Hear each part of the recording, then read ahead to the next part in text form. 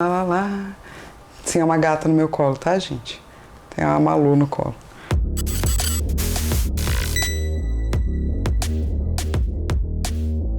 Olá, eu sou a Flávia Gaz e esse é o canal do Garotas Geeks. Na semana passada eu fiz um vídeo sobre a diferença entre fantasia e ficção científica. E eu achei que podia ser muito legal pra gente fazer uma série sobre gêneros literários que depois foram parar em outros lugares, é claro, não apenas na literatura. E vocês podem sugerir coisas que vocês querem ver. Pode ser space opera, pode ser young adult, pode ser coisas de ficção científica. Eu não prometo que eu vou fazer toda semana, porque às vezes eu vou querer parar, por exemplo. Acabei de descobrir hoje que Battlestar Galactica, que é uma das minhas séries favoritas de todos os tempos, vai voltar à programação aí das redes no Amazon Prime. E daí eu fiquei com muita vontade de fazer um vídeo sobre essa série, porque é uma série que eu acho que pouca gente necessariamente fala, assim, e é muito, muito legal. Então também me conta se você quer fazer isso. Então, talvez semana que vem eu não faça um vídeo sobre gêneros, mas eu faça um vídeo sobre Battlestar Galactica. Daí a gente vai alternando aí entre esses vídeos de gênero e vídeos que não são sobre isso, que tal? Já que a gente vai falar de ficção científica, a primeira coisa que eu queria dizer é que lá em 1953, o Isaac Asimov, que é um mega autor incrível de ficção científica, ele inspirou inclusive leis da robótica, ele fez um artigo para uma revista de ficção científica no qual ele comentava sobre 3 tipos de ficção científica. É claro que já faz um tempo, porém, contudo, né, a gente pode começar se calcando nele. Então, eu acho que a gente pode começar por aí. O primeiro tipo que ele coloca é gadget. Isso significa o quê? Que a história tem tudo a ver com uma tecnologia. O foco é nessa tecnologia. Como é que ela foi desenvolvida? Por que ela foi desenvolvida? O que aconteceu com ela? Será que eles conseguem desenvolver essa tecnologia? Enfim, uma história toda sobre isso. O segundo tipo que ele coloca é a aventura. É quando esse gadget ou essa tecnologia é usada como suporte da narrativa, mas não é a própria narrativa. Então, o foco é meio por que isso ajuda ou atrapalha a humanidade? O que essa tecnologia quer dizer? Por que essa tecnologia é importante? Mas tem que ter um foco muito grande nessa tecnologia. Então, no final da história, esse gadget ou essa tecnologia tem que estar citados, tem que ser explorados, eles têm que estar bem ali no âmago da questão. E por último tem social. Ele diz que no tipo social, não é exatamente que a tecnologia não tem parte, ela tá lá, ela ajudou a moldar o mundo, mas o foco aqui não é na tecnologia, é muito mais em como essa tecnologia alterou a vida e as relações sociais entre as pessoas. E então, a gente também pode tratar de, claro, finais diferentes e tal, mas o objetivo nunca é destruir ou construir uma tecnologia, o objetivo é a gente falar dessas construções humanas. Então, colocando isso pra frente, a primeira coisa, e é importante que eu acho que vocês saibam disso, porque se eu for fazer outros vídeos de ficção científica, é legal que a gente parta sempre desse princípio do Asimov para depois entender de onde eles vieram. O primeiro tipo de ficção científica que eu quero falar é cyberpunk, ou cyberpunk, aportuguesado. Eu gosto muito de cyberpunk, eu acho incrível a maneira como o mundo é descrito, como as coisas acontecem. Eu acho que obras minhas que são muito favoritas e que eu tenho muito próximas do meu coração são obras de cyberpunk.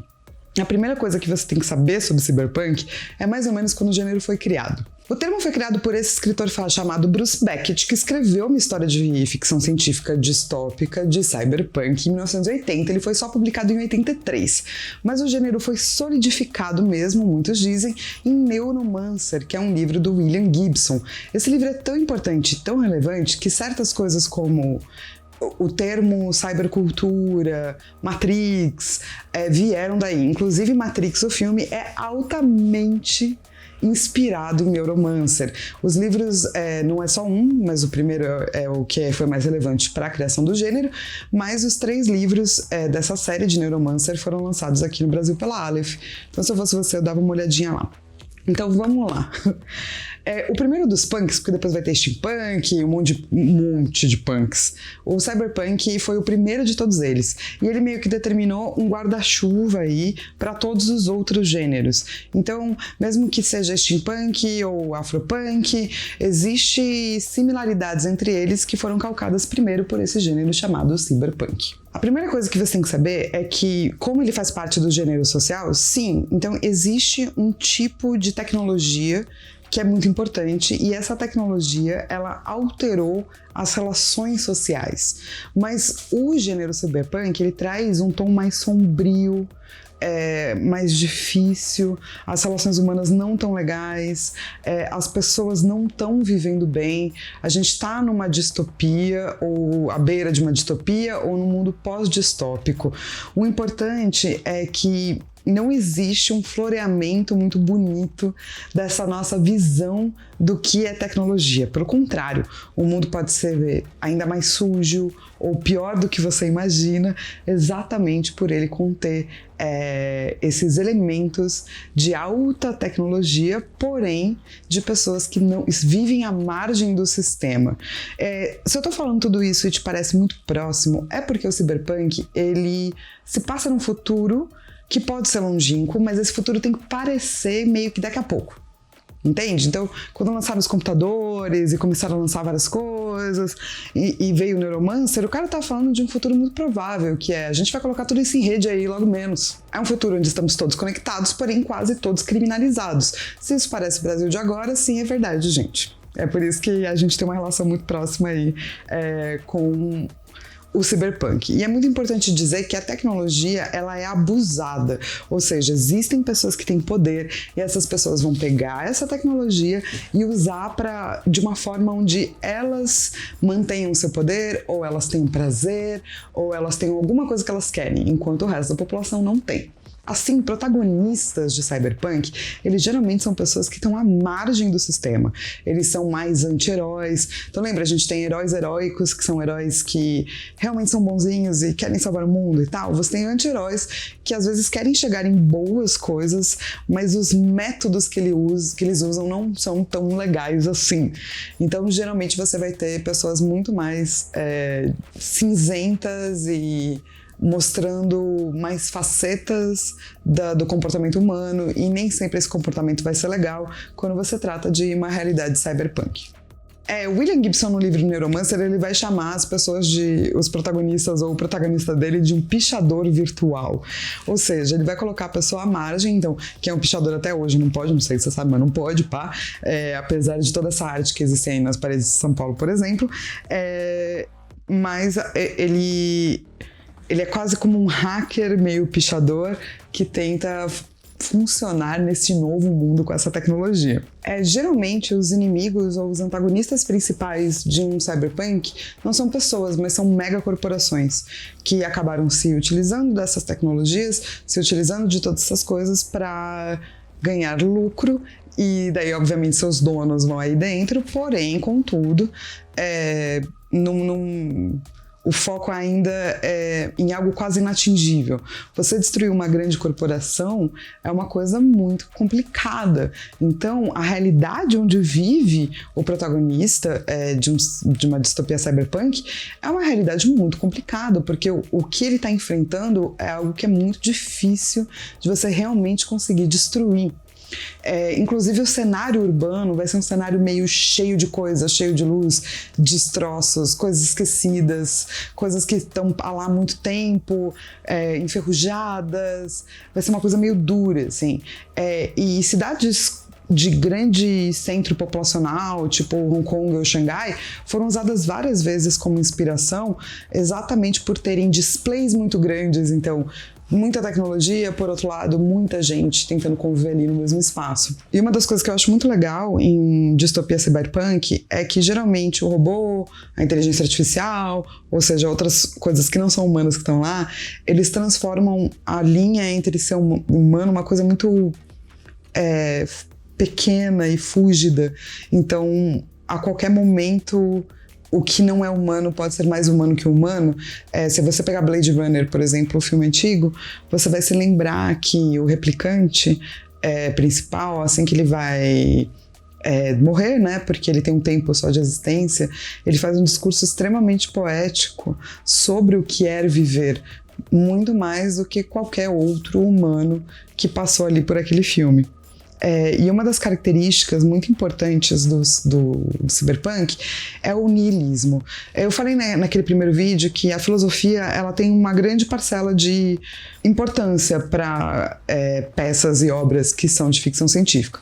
O niilismo ele é um tipo de pensamento filosófico que vai tentar pensar na retirada de sentidos das coisas. Então não existe um porquê, não existe uma coisa que define tudo, não existe algo que é sagrado. Então ele vai tentar profanar tudo, de uma maneira a gente perceber que existem muitas verdades e muitas possibilidades e que uma coisa só não é a grande verdade. E isso pode parecer muito ruim por um lado, do tipo, então nada faz sentido. Porém, por outro lado, te dá uma liberdade muito grande. Eu acho que nos Irmãos Karamazovsky, do Dostoiévski, que um dos irmãos Karamazov fala: se Deus não existe, então tudo é permitido. Ou seja, se não há sentido para tudo, se nada é verdade possível, então talvez tudo seja permitido. E é por isso que essa coisa dura e essa coisa de uma filosofia mais cinzenta faz todo sentido dentro do cyberpunk, que usa o niilismo como uma das suas características. Porque o humano, como está sendo questionado o tempo todo, ele também não precisa mais acreditar que um caminho apenas é correto, uma maneira apenas é correta.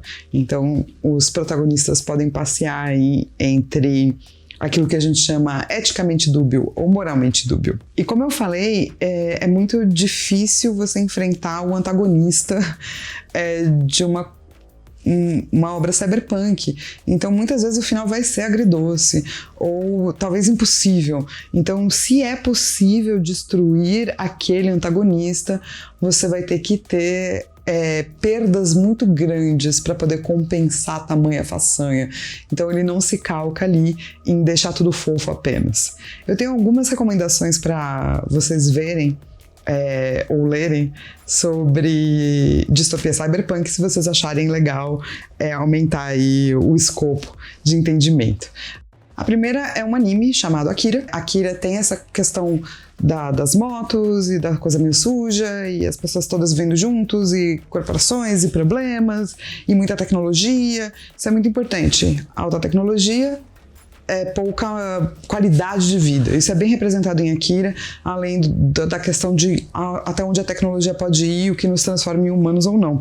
Teve uma animação, inclusive, da MTV muito tempo atrás, chamada Aeon Flux, que depois saiu o filme, mas eu recomendo que você veja a animação mesmo, que ela também tem um viés muito cyberpunk, com um protagonista muito cinzento. A menina vai tentar descobrir a sua humanidade também, e vai ter essa humanidade questionada o tempo todo. Um dos quadrinhos que eu mais amo de todos os tempos é um quadrinho chamado Transmetropolitan. Transmetropolitan é meio que baseado no Hunter Thompson, que foi um jornalista de verdade. Ele escrevia jornalismo gonzo, ele fez a revista Rolling Stone crescer e ser maravilhosa. E o Hunter Thompson era meio... ele escrevia o que ele via, e às vezes o que ele via, porque também ele tomava muitas drogas, era outra coisa e não um fato. Mas ele era muito político e ele era muito confrontador. Então imagine esse tipo de jornalista num futuro onde inclui alienígenas, as pessoas podem virar energia pura. Então tem um quê de distópico e de low way of life, pessoas que precisam sobreviver e tal, nessa HQ chamada Transmetropolitan, que eu super recomendo. Entre os filmes, obviamente você tem que ver Blade Runner, assim como Matrix, mas um filme que não é muito citado sobre cyberpunk, que lida com violência e tecnologia, é um filme chamado Videodrome, que é bem esquisitaço, mas eu acho que ele traz um viés de cyberpunk que não é um viés que a gente costuma ver, porque ele não foca muito na questão da população no geral. Ele segue bem a história de um cara, assim, não é um cara muito legal, é um cara que se mistura com umas coisas que ele não deveria, e é um filme inteiro bizarro. Eu adoro muito esse filme, eu acho que você podia dar uma chance aí pra ele. De literatura, obviamente leiam Neuromancer, comecem por ele, porque eu acho que ele foi muito importante, e de séries tem Westworld. Westworld talvez seja a coisa de cyberpunk que mais esteja rolando agora. Lembra que eu falei que as pessoas às vezes usam tecnologia apenas para seu bel prazer? Pois é, esses desejos violentos têm fins violentos. E por último, eu queria indicar um game que eu acho cyberpunk do começo ao fim. É uma das melhores representações, chamado Deus Ex. Saiu uma continuação para ele muitos anos depois, chamada Deus Ex Revolution, que é mais contemporânea e pá. Se você tiver paciência, joga o game antigo também, porque eu acho que o game antigo ele traz questões de cyberpunk muito legais para serem exploradas. Então eu espero que vocês tenham entendido assim, um pouquinho mais sobre cyberpunk. Não esquece de me contar nos comentários quais são os outros gêneros que vocês gostariam de ver. É isso, eu volto a semana com mais. Beijo e até!